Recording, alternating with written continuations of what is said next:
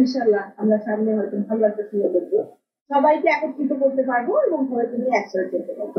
এখানে অনেক নেতৃবৃন্দ, আমাদের সিনিয়র নেতৃবৃন্দ আছেন যারা প্রার্থী ছিলেন, আসার পর থেকে তাদেরকে পাশে পাচ্ছে। তারা নিজ নিজ জায়গায় যথেষ্ট দক্ষ আলোচনা হয়ে এক একজন ব্যক্তিগত এক্সপেকটেশন থাকবে, কিন্তু কিছু দলের বাইরে চেয়ে আসলে নীতি বহির্ভূত কোনো কাজ আমরা কেউই প্রত্যাশা করি না, কেউ চাই না।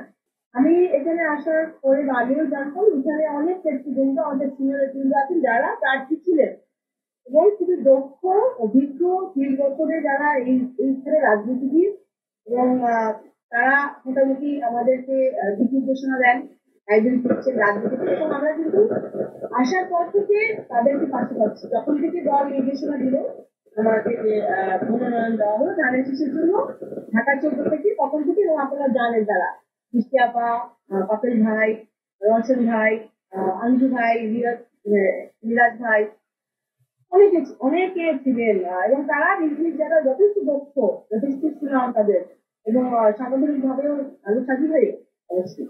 কারণ ওনার বাবা কয়েক সেশন এমপি ছিলেন, আমরা জানি খালেদ সাহেব ছিলেন। তো সেই জায়গা থেকে আমার প্রত্যাশা ডেফিনেটলি সবার প্রত্যাশা ছিল। কিন্তু আমি দেখলাম যে দল যখন নির্দেশনা দেয়, আমাকেও যখন নির্দেশনা দেওয়া হবে ঢাকা 14 থেকে নির্বাচন করতে হবে। আপনি জানেন আমাদের এখানে মাহাদি আমিন ভাই আছেন, তারেক রহমান সাহেবের উপদেষ্টা, ওনারাও এই এলাকায়।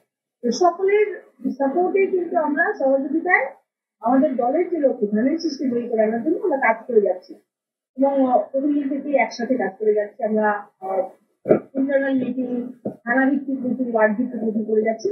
আর আপনি যেটা বললেন যে স্বাধীনের যে প্রত্যাশা, সেই অনুযায়ী ওনার এক্সপেকটেশন এক একজন ব্যক্তিগত এক্সপেকটেশন তো থাকবে, সেই জায়গা থেকে আমি কাজ করছি। কিন্তু দলের বাইরে চেয়ে আসলে নীতি বহির্ভূত কোনো কাজ আমরা কেউই প্রত্যাশা করি না, কেউ চাই না। ইনশাল্লাহ আমরা সামনে হয়তো ভালো একটা সুযোগ দেখবো, সবাইকে একত্রিত করতে পারবো এবং সবাইকে নিয়ে একসাথে চলতে পারবো। ওটা একদমই তার ডিসিশন, একদমই তার সিদ্ধান্ত, তার রাজনৈতিক ক্যারিয়ারের ক্ষেত্রে ওনার ডিসিশন এটা ব্যক্তিগত ডিসিশন। এটা আসলে দলের কোনো, আমার মনে হয় বক্তব্য থাকবে না।